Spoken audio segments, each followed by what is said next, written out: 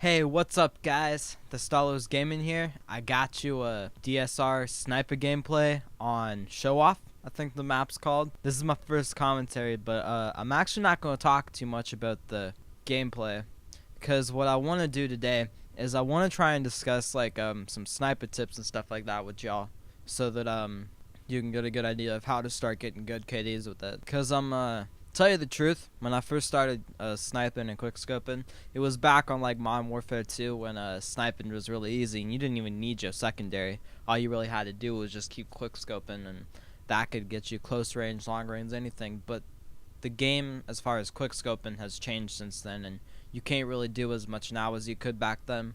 So I've learned how to play in a much different style with the sniper, but at the same time still quickscope.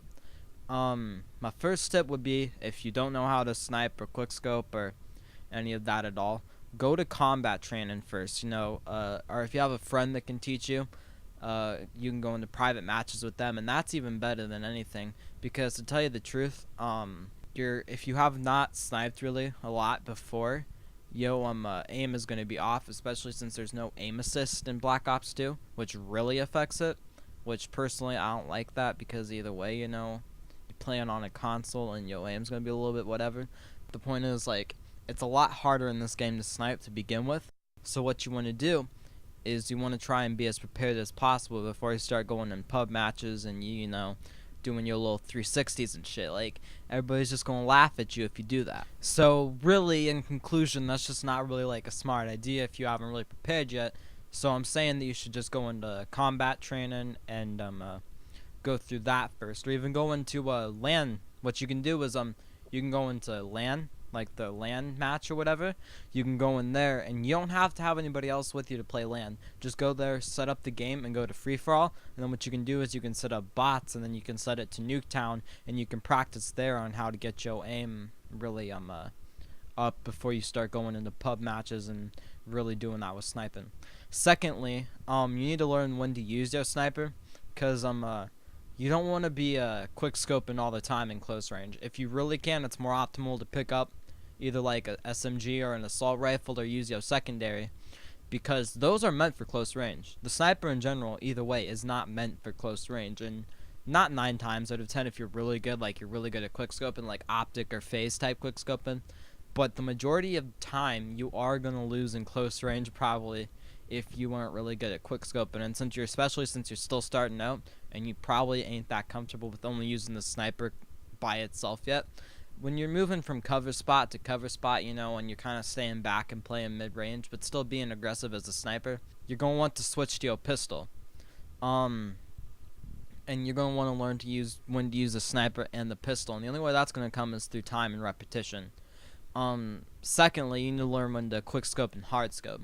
If you win a mid-range encounter and you kind of like, and you actually have a chance to hit them with just the quick scope, are they shooting at you, and you're probably gonna die soon, you're obviously gonna quick scope. But if you win like a long range encounter, or you in a actual like sniping spot, you're gonna want a hard scope to get your shot off. Don't worry about like fuckers who's gonna be like, oh, you can't hard scope because that's for noobs. Most of them is just 12-year-olds anyway, and who really cares what people think on a video game?